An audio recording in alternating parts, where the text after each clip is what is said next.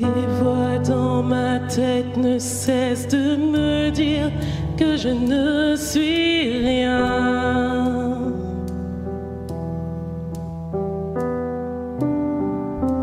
Tous ces mensonges m'amènent à croire que je n'y arriverai pas.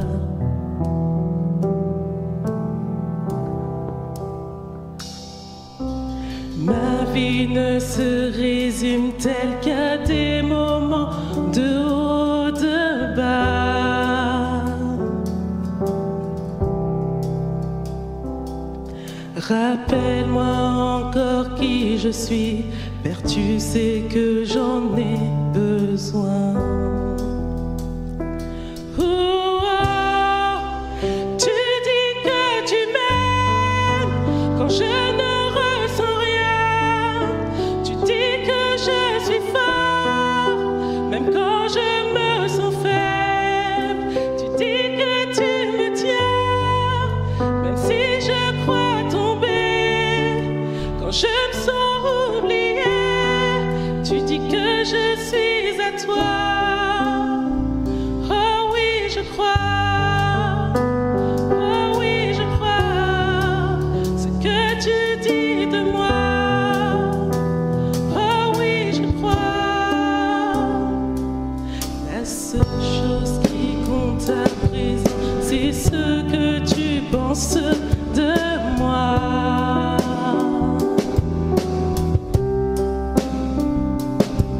En toi j'ai trouvé ma valeur, en toi est mon identité.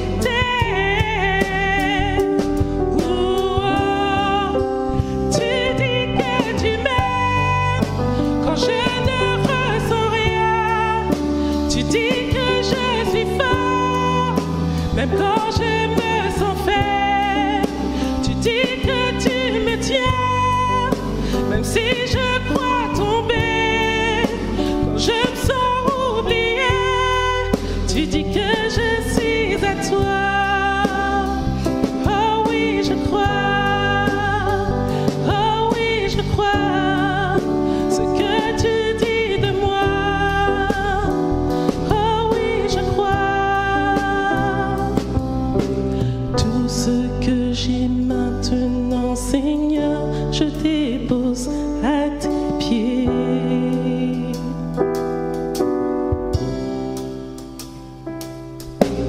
À toi soient tous mes échecs, à toi soient toutes mes victoires. Tu dis que tu m'aimes quand je ne ressens rien. Tu dis que je suis fort, même quand je me sens faible. Tu dis que tu me tiens, même si je crois tomber. Quand je me sens oubliée, tu dis que je suis à toi. Tu dis que tu m'aimes quand je ne ressens rien. Tu dis que je suis fort, même quand je me sens faible.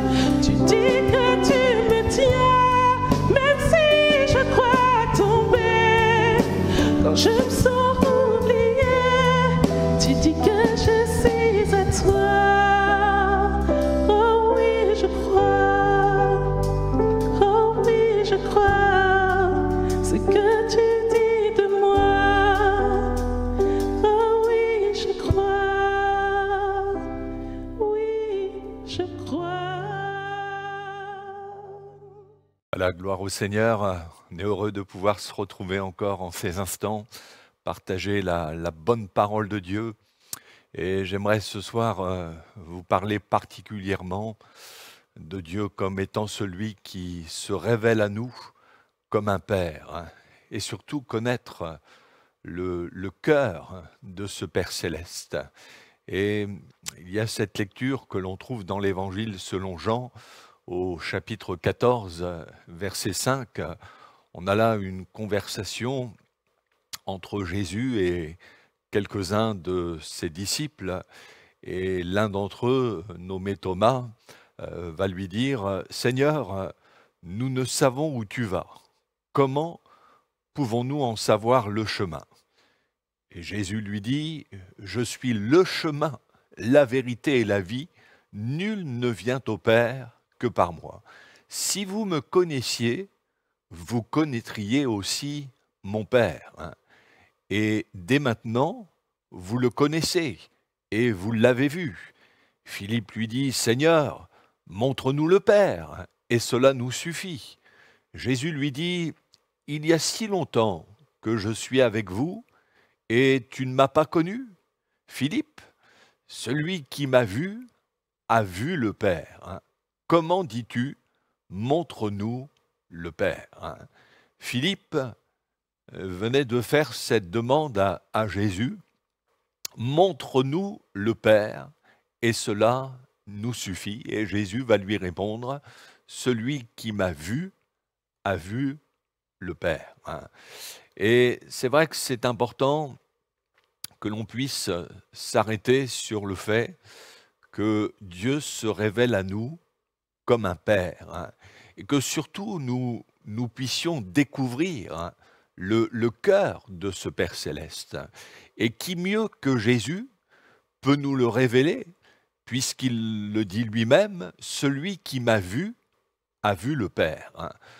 Quand on lit l'Ancien Testament, donc la première partie de la Bible, on s'aperçoit que les Juifs ne connaissaient pas le Dieu vivant et vrai en tant que Père. Au travers de Moïse et de la loi, ils avaient plutôt appris à le connaître comme étant le Dieu créateur, le Tout-Puissant, l'Éternel des armées, le Dieu saint, celui qu'ils devaient aimer, honorer, à qui ils devaient obéir. Et c'est seulement, en fin de compte, quand on arrive dans le Nouveau Testament, qu'on découvre Dieu en tant que Père. Hein. Et c'est Jésus qui nous en parle de cette manière. Hein. Lui seul est en fin de compte en mesure de nous le faire connaître ainsi. Dans ce même évangile selon Jean, au chapitre 1er au verset 17, Jean écrit « Personne n'a jamais vu Dieu, le Fils unique qui est dans le sein du Père est celui qui l'a fait connaître. » Et justement, étant dans le sein du Père, il n'y a que Jésus qui peut nous faire connaître le cœur de ce Père céleste dans toutes ses dimensions. Jésus le dit, celui qui m'a vu a vu le Père. Ce qui veut dire que plus nous sommes au contact de Jésus, et plus nous allons découvrir le cœur de ce Père céleste. Je crois que nous pouvons faire la même demande que Philippe a fait en son temps à Jésus. Seigneur, montre-nous le Père, révèle-nous son cœur, et que nous réalisions à quel point il nous aime, et que nous aussi en retour, nous puissions être dignes de son amour.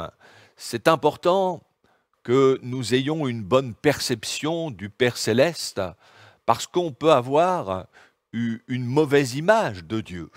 Quand on le voit notamment au travers des hommes, même de ses proches, il y en a qui ont vécu une enfance difficile, qui ont subi des maltraitances, des humiliations, des injustices, ou qui ont été délaissés, abandonnés par un père, une mère, et forcément, ça laisse des séquelles.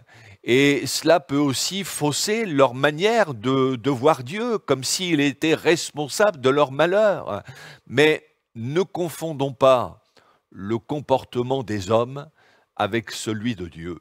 C'est le psalmiste qui dira au psaume 27, verset 10, « Mon père et ma mère m'abandonnent, mais l'Éternel me recueillera. » Et puissiez-vous vraiment, vous qui peut-être vivez une telle situation, serrer ces paroles dans votre cœur. On peut, oui, être abandonné des hommes, abandonné de ses proches, délaissé, incompris de même ses parents, mais une chose est sûre, c'est qu'on ne le sera jamais de Dieu. La religion peut aussi altérer l'image de Dieu à nos yeux.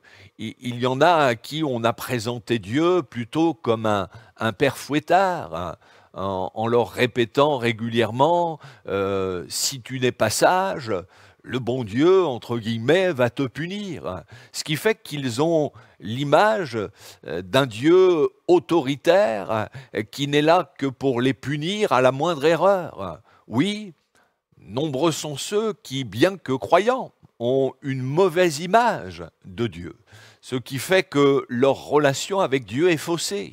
Ils le suivent plus par crainte que par amour. On peut aussi être troublé ou blessé par le comportement, il faut le dire, double, hypocrite de personnes qui se disent chrétiennes et se dire, mais c'est ça, marcher avec Dieu, quand on voit qu'une personne a un double comportement tout en se disant croire en Dieu. Et on peut finir par prendre du recul.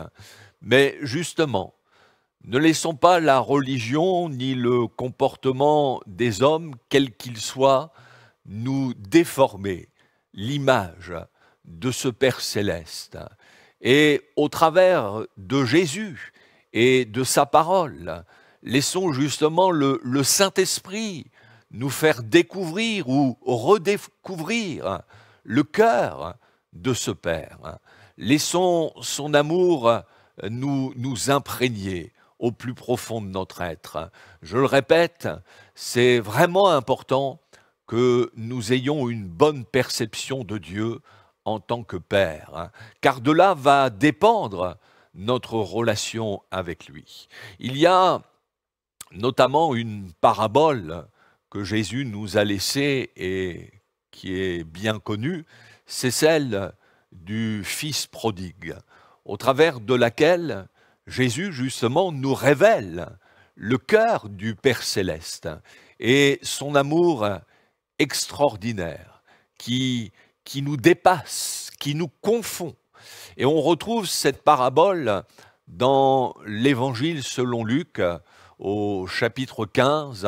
Alors, on ne va pas faire la lecture, mais vous trouverez donc ce passage dans l'Évangile selon Luc, au chapitre 15, du verset 11 au verset 32. Et je vous encourage à prendre le temps de lire ce passage. Et il est question d'un père qui avait 2 fils, et le plus jeune qui va venir trouver son père pour réclamer sa part d'héritage. Et ce père cède à sa demande, il lui donne sa part d'héritage, et peu de jours après, ce fils ramasse tout ce que le père lui avait donné en tant qu'héritage, et il s'en va pour un pays lointain. Et on remarque que ce père ne cherche pas à retenir absolument son fils. Il ne lui fait pas de menace en lui disant « si tu pars, je te préviens, tu n'es plus mon fils, ce n'est plus la peine de revenir ». Il y a parfois des parents qui parlent de cette manière à leurs enfants. Mais ce père laisse partir son fils. Et voyez-vous, ceci nous enseigne déjà que l'amour du Père céleste, qui est Dieu, est sans contrainte. Il nous laisse, en fin de compte, une entière liberté. Dieu ne peut pas nous forcer à l'aimer, nous imposer sa présence si nous ne la désirons pas. Il ne peut pas nous obliger à rester attachés à lui. Quand on a cet exemple dans, là encore, l'Évangile selon Jean, chapitre 6, où certains disciples ont fini par trouver la parole de Jésus trop dure, c'était pourtant des disciples, et qu'ils ont décidé de ne plus le suivre. Et on voit que Jésus n'a pas cherché à les retenir. Il les a laissés partir, et non seulement il les a laissés partir, mais il s'est même tourné vers les 12 disciples qui étaient restés. Il leur dit « Et vous, ne voulez-vous pas aussi vous en aller? Vous savez, celui qui veut partir, qui ne veut plus suivre Jésus, il est libre de le faire. Mais à nous de savoir où nous voulons passer l'éternité. Et dans cette parabole, le père aurait préféré que son fils reste auprès de lui. Nul doute qu'il aurait voulu que son fils soit avec lui. Et il savait aussi les dangers que son fils encourait loin de la maison, mais ne pouvait pas le retenir de force. Et voyez-vous, on peut, oui, vous encourager à suivre le Seigneur fidèlement, à venir régulièrement aux réunions de l'Église. On peut aussi vous avertir des dangers, de ne pas suivre Jésus, d'abandonner la foi. Mais on ne peut pas faire pression sur vous. Le Seigneur ne veut pas qu'on soit attaché à lui par obligation, en traînant les pieds ou par règle, mais il veut que nous soyons de ceux qui volontairement ont fait le choix de dire non au monde, non à des intérêts égoïstes, pour l'aimer et le servir de tout leur cœur. Ce plus jeune fils, dans la parabole, voulait son indépendance, vivre comme il lui plaisait, être libre, faire ce qu'il voulait. Et la parabole nous dit qu'il va se livrer à la débauche. Seulement, le péché finit toujours par avoir un goût amer. Et après avoir dilapidé ses biens, il s'est retrouvé dans une profonde misère, au point tellement affamé qu'il va finir par envier même la nourriture que mangeaient les porcs, c'est dire. Et voyez-vous, pour ce père, que son fils soit parti loin de la maison, qu'il ait vécu dans la débauche, qu'il se soit, par sa faute, retrouvé dans la misère, cela ne changeait rien à l'amour que ce père avait pour son fils. Et il continuait à l'aimer comme avant, du même amour. Cette parabole nous révèle aussi que l'amour du Père Céleste est inconditionnel. Voyez-vous, Dieu n'a pas attendu que nous ayons quelques bons sentiments à son égard, que nous décidions de venir dans sa maison ou de lire la Bible pour commencer à nous aimer. Mais Paul écrit dans son épître aux Romains, chapitre 5, verset 8, « Mais Dieu prouve son amour envers nous, en ce que lorsque nous étions encore des pécheurs, Christ est mort pour nous. » Même dans notre péché, cela ne change rien au fait que Dieu nous aime. Et il l'a prouvé par le don de son Fils à la croix. Bien sûr, Dieu n'approuve pas le péché, il a des conséquences, mais cela n'altère en rien son amour envers nous. Quoi que nous ayons fait, quel que soit notre état moral et spirituel, Dieu nous aime, chacun en particulier. Et puissiez-vous le croire, même pour l'enfant de Dieu qui s'est éloigné de lui, qui a fait naufrage dans la foi, Dieu l'aime tout autant.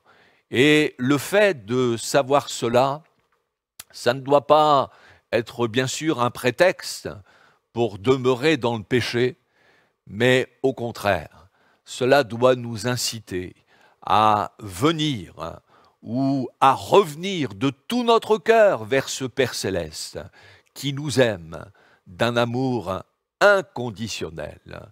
Et ce que nous enseigne également cette parabole, c'est que nous avons en Dieu un Père Céleste qui, dans son cœur, ne se résigne jamais de voir un de ses enfants loin de lui.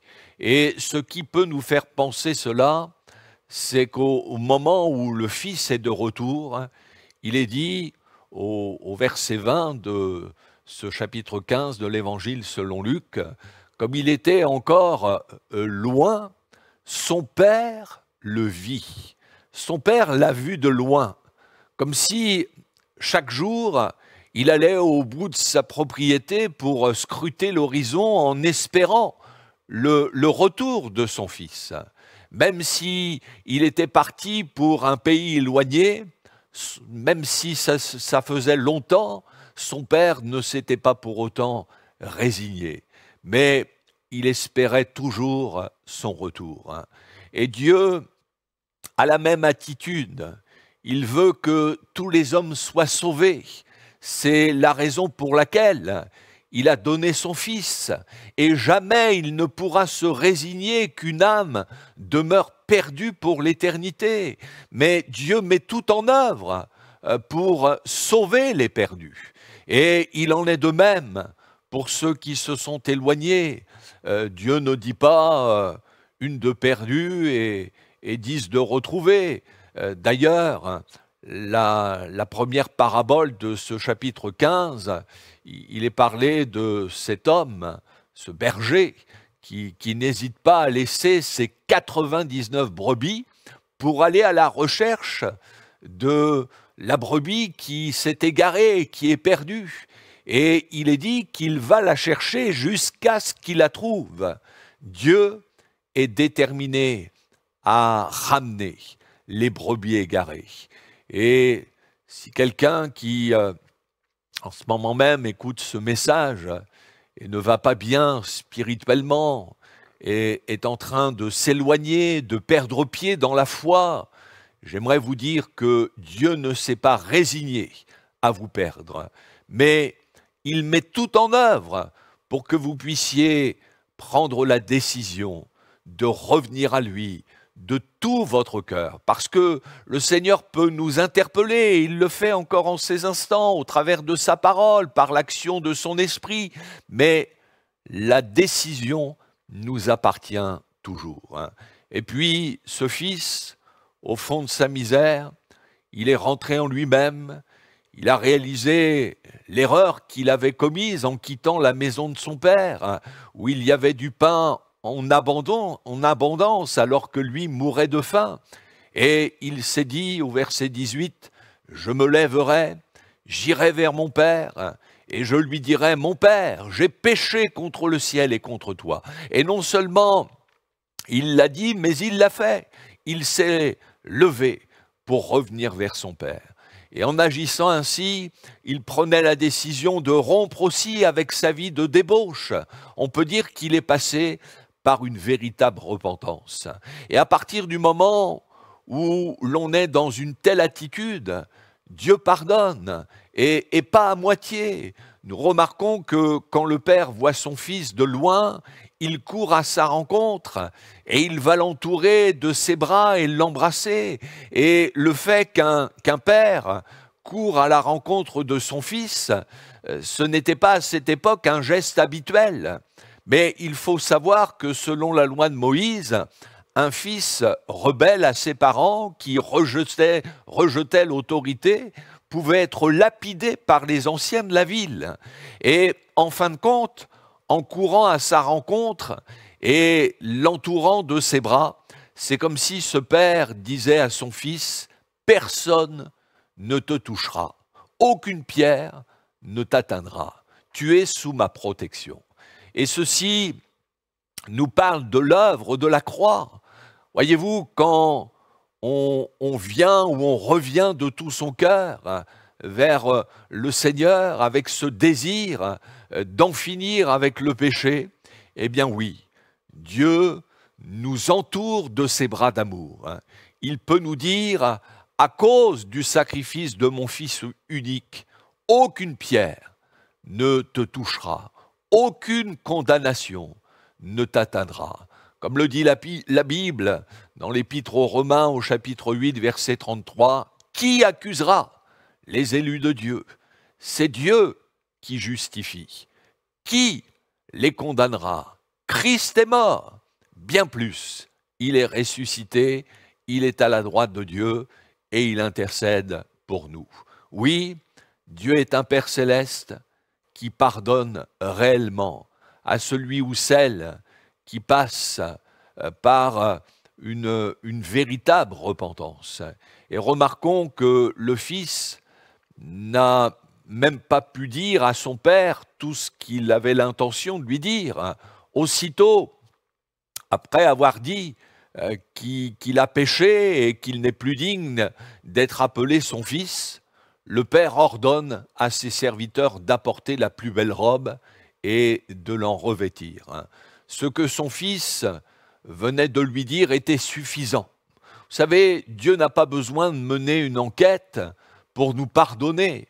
Mais à partir du moment où nous lui demandons pardon de tout notre cœur, sommes tenus de croire que, à cause du sacrifice de Jésus à la croix, eh bien Dieu nous pardonne. À la place des vêtements sales, il va le revêtir de la plus belle robe.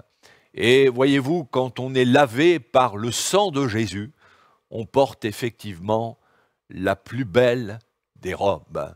J'ai envie de dire le plus beau des vêtements qui soit. Et ce Père va ordonner que l'on fasse un grand repas en l'honneur de son Fils et que l'on se réjouisse, car ce Fils, dit-il, qui était perdu, est revenu, il était mort et il a été ramené à la vie. C'est vrai qu'il y a de la joie quand des fils et des filles perdus dans ce monde viennent ou reviennent à Christ. Eh bien, ce peut être votre expérience. Vous pouvez la vivre dès maintenant. Il ne tient qu'à vous de venir vous blottir dans les bras de ce Père céleste qui vous tend une main secourable. Si vous vous êtes éloigné de lui, eh bien, prenez la décision de revenir à lui de tout votre cœur. Il est toujours prêt à nous accueillir dans ses bras d'amour, nous accueillir avec joie et à pardonner celui ou celle qui se repent, prêt à restaurer, à relever. Oui, venez de tout votre cœur vous blottir dans les bras d'amour de ce Père céleste. À lui soit toute la gloire. On va se recueillir et prier le Seigneur. Ah, nous te bénissons de ce que en Jésus tu t'es révélé en effet comme notre Père qui veut prendre soin de nous, qui nous témoigne d'un amour inconditionnel. Et c'est vrai, Seigneur, que si tu condamnes le péché, tu es prêt néanmoins à pardonner celui ou celle qui vient vers toi dans la repentance ou qui revient vers toi de tout son cœur. C'est vrai, tu n'es pas là pour nous condamner, mais tu es là pour nous sauver. Ah, je te prie vraiment pour tous ceux et toutes celles qui entendent ce message, qui peut-être jusqu'à maintenant ont eu une image faussée de ce Dieu de la Bible, eh bien qu'ils aient maintenant l'image d'un Père céleste qui les aime et qui veut se révéler à lui, qui veut les restaurer, qu'ils puissent venir se blottir en toi. À toi la gloire et l'honneur, au nom de Jésus. Amen.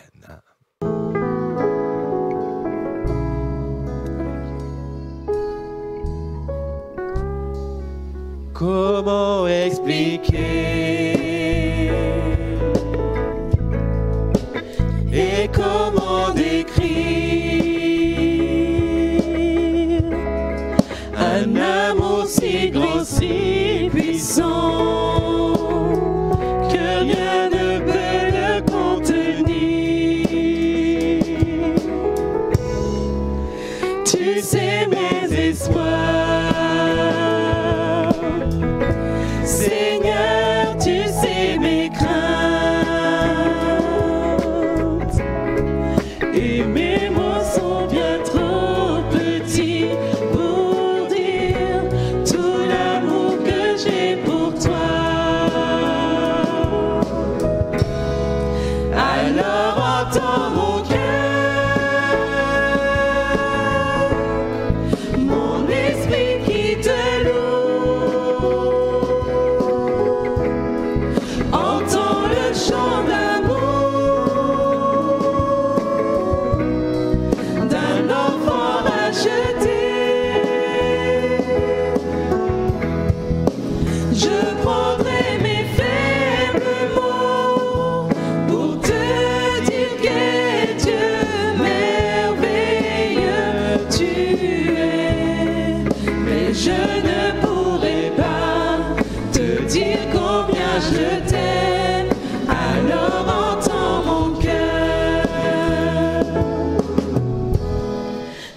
tout comme la pluie. Les mots pouvaient couler. Et si j'avais